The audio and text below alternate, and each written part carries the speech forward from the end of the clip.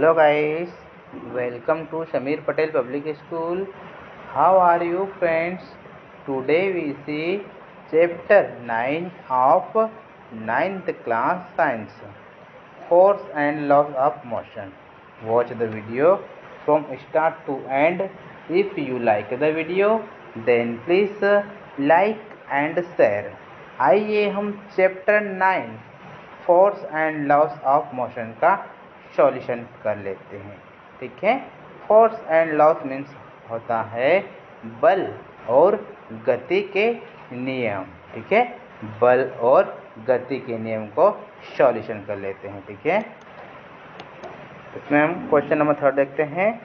Explain why some of the leaves may get detached from a tree if we vigorously shake its branch। स्पष्ट कीजिए कि यदि हम किसी वृक्ष की ब्रांच को जोर से हिलाते हैं, हम किसी वृक्ष की ब्रांच को जोर से हिलाते हैं तो कुछ पत्तियां क्यों अलग हो जाती हैं? तो कुछ पत्तियां क्यों अलग हो जाती हैं? ठीक है, इसका आंसर देखते हैं। When we shake any tree's branches vigorously, some leaves of that tree get detached because branches come in motion while the leaves tend to remain at rest due to inertia of rest। जब हम किसी पेड़ की शाखाओं को जोर से हिलाते हैं तो उस पेड़ की कुछ पत्तियां अलग हो जाती है। क्योंकि शाखाएं गति में आ जाती है। ठीक है, क्योंकि शाखाएं गति में आ जाती है, जबकि पत्तियां विराम की जड़ता के कारण विराम अवस्था में रहती है। ठीक है, नेक्स्ट क्वेश्चन देखते हैं। If action is always equal to the reaction, explain how a horse can pull a cart. यदि क्रिया हमेशा प्रतिक्रिया के बराबर होती हैं, तो एक्सप्लेन कि घोड़ा गाड़ी को कैसे खींच सकता है। इसका आंसर देख लेते हैं। According to Newton's third law of motion, a force is exerted by the earth on the horse in the forward direction while horse pushes the ground in the backward direction। Newton के गति के तीसरे नियम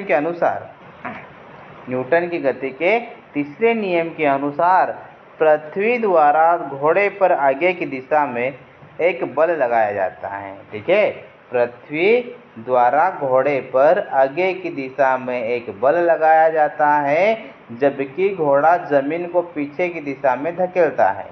ठीक है, जबकि घोड़ा जमीन को पीछे की दिशा में धकेलता है, नतीजतन गाड़ी आगे बढ़ती है। ठीक है, नेक्स्ट क्वेश्चन देखते हैं। क्वेश्चन नंबर 2,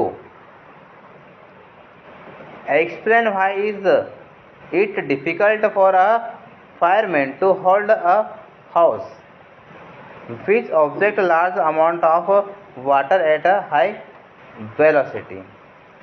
स्पष्ट करें कि एक फायरमैन के लिए एक नली को पकड़ना क्यों मुश्किल होता है, क्यों डिफ़िकल्ट होता है एक नली को पकड़ना जो उच्च वेग से बड़ी मात्रा में पानी निकालती है। ठीक है, जो उच्च वेग से बड़ी मात्रा में पानी निकालती है। ठीक है, तो आइए हम इसका आंसर देखते हैं। According to Newton third law of motion, Newton की गति के तीसरे नियम के अनुसार a reaction force is exerted or fireman by the ejecting water in the backward direction when a fireman hold a house which is ejecting large amount of water at high velocity। जब एक fireman एक नली रखता है जो बड़ी मात्रा में पानी को उच्च वेग से बाहर निकाल रही है, ठीक है, जो बड़ी मात्रा में पानी को उच्च वेग से बाहर निकाल रही है, तो पीछे की दिशा में पानी निकालने से फायरमैन पर रिएक्शन बल लगाया जाता है, ठीक है, फायरमैन पर रिएक्शन बल लगाया जाता है। Yes the result of the backward force the stability of the fireman get affected, hence it is difficult for him to remain stable while holding the hose. पिछले बल के परिणाम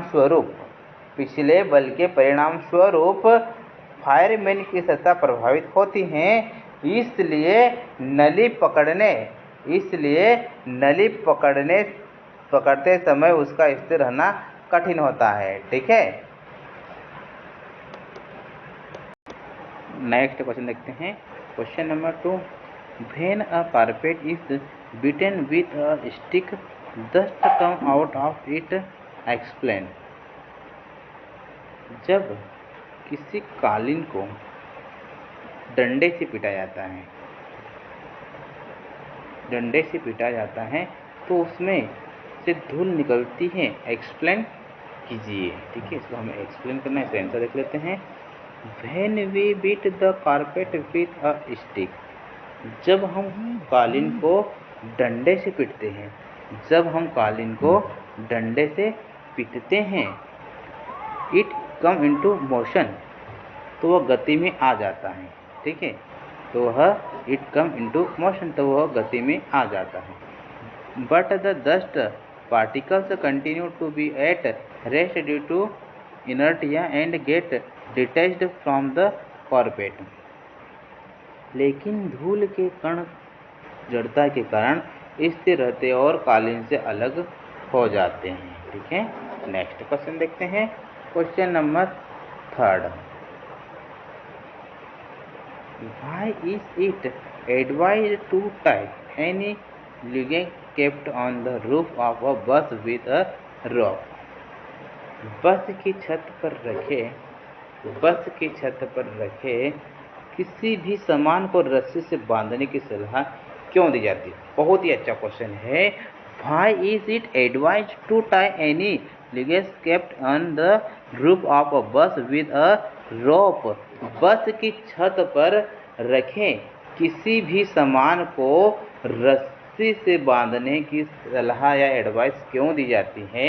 इसका आंसर आ जाएगा due to sudden jerks or due to the bus taking sharp turn on the road.